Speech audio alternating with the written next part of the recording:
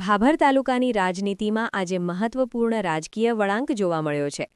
આજે ચૌધરી સમાજના 4 રાજકીય આગેવાનો ચૌધરી લાલજીભાઈ જાસનવાડા, પૂર્વ ચેરમેન એપીએમસી ભાભર, ચૌધરી દલરામભાઈ તેતરવા, પૂર્વ ચેરમેન એપીએમસી ભાભર, ચૌધરી દેવજીભાઈ કટાવ, જિલ્લા પંચાયત, પૂર્વ સદસ્ય ખરીદ વેચાણ સંઘ, પૂર્વ ચેરમેન, ચૌધરી જામાભાઈ ધેચાણા, ગ્રામ પંચાયત સરપંચ, સુઈગામ મંડળ પૂર્વ મહામંત્રી, ચારે આગેવાન વાવના ધારાસભ્ય, ગુજરાત સરકાર મંત્રી શ્રી સ્વરૂપજી ઠાકુર, ગુજરાત પ્રદેશ મહામંત્રી શ્રી અજયભાઈ બ્રહ્મભટ્ટ, વાવ થરાદ જિલ્લા પ્રભારી શ્રી વિશાલભાઈ પટેલ, જિલ્લા ભાજપ પ્રમુખ ડોક્ટર નરેશભાઈ ઠાકુરની વિશિષ્ટ ઉપસ્થિતિમાં ફરી એકવાર ભારતીય જનતા પાર્ટીમાં સત્તાવાર રીતે ઘરવાપસી કરી છે। વાવ વિધાનસભાની પેટા ચૂંટણી દરમિયાન બંને નેતાઓએ ભાજપના સત્તાવાર ઉમેદવારના વિરોધમાં જઈ અપક્ષ ઉમેદવારને ટેકો આપ્યો હતો। પાર્ટીની લાઇન વિરુદ્ધ કામ કરવાના કારણે ભાજપે બંને સામે કડક કાર્યવાહી કરતા તેમને પક્ષમાંથી સસ્પેન્ડ કર્યા હતા। આ ઘટનાએ તે સમયે સ્થાનિક રાજકારણમાં ભારે ચર્ચા જગાવી હતી અને ભાજપના સંગઠનમાં આંતરિક અસંતોષની અસર પણ જોવા મળી હતી।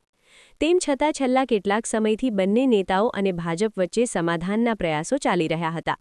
અંતે આજે વાવ ખાતે યોજાયેલી ભાજપની મહત્વપૂર્ણ સંગઠન બેઠક દરમિયાન આ પ્રયાસો સફળ રહ્યા। બેઠક દરમિયાન ભાજપના આગેવાનોએ જણાવ્યું હતું કે પાર્ટી માટે કાર્ય કરનાર દરેક કાર્યકરને ફરી તક આપવામાં આવે છે। શરત એટલી કે તેઓ પાર્ટીના સિદ્ધાંતો અને શિસ્તનું પાલન કરે। બંને નેતાઓએ પણ જાહેરમાં પક્ષ પ્રત્યે પોતાની વફાદારી વ્યક્ત કરી અને ભવિષ્યમાં પાર્ટીની રેખા અનુસાર કાર્ય કરવાની ખાતરી આપી। આ ઘરવાપસીને સ્થાનિક રાજકારણમાં મહત્વપૂર્ણ વિકાસ તરીકે જોવામાં આવી રહી છે। ખાસ કરીને ભાભર અને વાવ વિસ્તારના રાજકીય સમીકરણોમાં તેનો સીધો પ્રભાવ પડી શકે છે।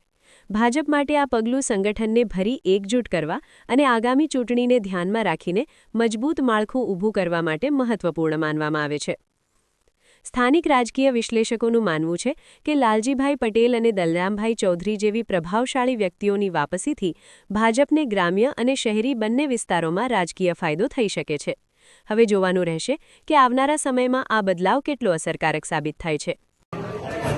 પ્રદેશ મહામંત્રી આવતા હોય એમને આપણે આ વિધાનસભાની આજે બેઠક લેવાની હોય ત્યારે આપણે સૌ વધાર્યા અને સ્ટેજ ઉપર વધારે તમામ આગેવાનો અને વધારે તમામ મિત્રો તમામને મારા વંદન।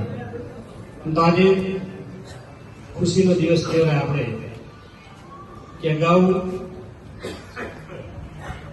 ટૂંક સમય પહેલા ભાભરની અંદર ભાભર શહેરમાંથી પણ અમારે હુકમસિંહની કોંગ્રેસનો છેડો ફાળે પૂર્વ પ્રમુખ છે, પૂર્વ પ્રમુખ ભાભર શહેર એ પણ એમની ટીમ સાથે જોડાણે એમને પણ અભિનંદન પાઠવું છું। પછી આમ તો અત્યારે જોડાણે આમ તો ભારતીય જનતા પાર્ટીના પરિવારના સભ્યો હતા, લાલજીભાઈ, જમાભાઈ, બધા તમામ પરિવારના સભ્યો હતા, પણ ક્યાંક નાના મોટું મન દુઃખ થઈ અને થોડી વાર રેસ્ટ કર્યો, પણ વેલકમ આપણે સૌ સાથે મળી અને આપણે કામ કરી અને આ વિસ્તારની ચર્ચા કરી કે આ વિસ્તારની અંદર જે કાર્ય કરવું છે એ સાચી દિશાનું કાર્ય ભારતીય જનતા પાર્ટી કરી રહી છે।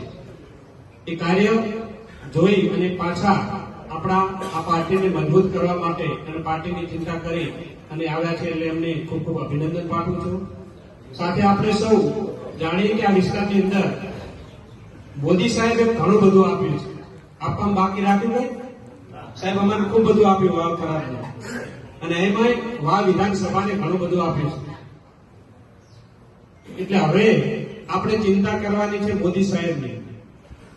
જ્યારે મોદી સાહેબે આપણે ચિંતા કરી હોય તો આપણે પણ ફરજ થાય એમ દરેક આપણે વિધાનસભાના દરેક મિત્રોએ ચિંતા કરી અને આપણા વાવ થરાદ જિલ્લાની અંદર જ્યારે મોદી સાહેબ આવતા હોય અને એમને આપણે ખાતરી આપવાની છે, એમના થકી જ આપણા મહામંત્રી, પ્રદેશ મહામંત્રી અહીં ખાતરી લેવા આવ્યા છે અને આપણે બધાએ ખાતરી આપવાની છે કે તાલુકા પંચાયત અને જિલ્લા પંચાયત ભારતીય જનતા પાર્ટીની બનવાની છે। અમે ખાતરી આપીએ છીએ, પણ બહુમતીથી આપણે ભારતીય જનતા પાર્ટીની જિલ્લા પંચાયત અને તાલુકા પંચાયતો બનાવવાની છે। અને સાથે સાથે ભાભરની નગરપાલિકા, આમ તો નગરપાલિકામાં સાહેબ બધાએ કોંગ્રેસના પ્રમુખ વરિષ્ઠ નેતાઓ બધા આવી ગયા છે. અમારું એવું સપનું છે કે જેટલી બને એટલી સમરસ બનાવવી છે. સમરસ બનાવી છે. આમ તો બધાની તૈયારી જ છે કે નગરપાલિકામાં જેટલી સીટો બને એટલી સમરસ બનવાની છે. સાથે સાથે તમે જ્યારે અહીં આજે આવ્યા તો તમારા માનમાં આપણે એમને ખાતરી આપી છે. બે હાથ ઊંચા કરી ખાતરી આપી. વધારે તો આપણા મહામંત્રી આપણને કહેશે જ, પણ આપણે પણ અહીં આવે તો આપણે પણ ખાતરી આપવી પડે કે તાલુકા પંચાયત અને જિલ્લા પંચાયત આપણે બહુમતીથી બનવાની તો છે જ. કોઈને શંકા છે ને બને? કોઈને શંકા નથી. કારણ કે ભારતીય જનતા પાર્ટીની જિલ્લા પંચાયત પણ બનશે અને તાલુકા પંચાયત 4 બનવાની છે. પણ બહુમતીથી બને એ રીતે આપણે કામ કરવાનું છે. એટલે આજે આપણે સૌ ધરણીધર ભગવાનની જય બોલાવીને બે હાથ ઊંચા કરી અને આપણા મહામંત્રી, પ્રદેશ મહામંત્રી જ્યારે અજયભાઈ આવ્યા હોય ત્યારે એમને ખાતરી આપી છે કે અમે આ તાલુકા અને જિલ્લા પંચાયત અને નગરપાલિકા બહુમતીથી તમને આપીશું અને તમને જશ આપીશું. તો ધરણીધર ભગવાન કી જય. ભારત માતા કી જય.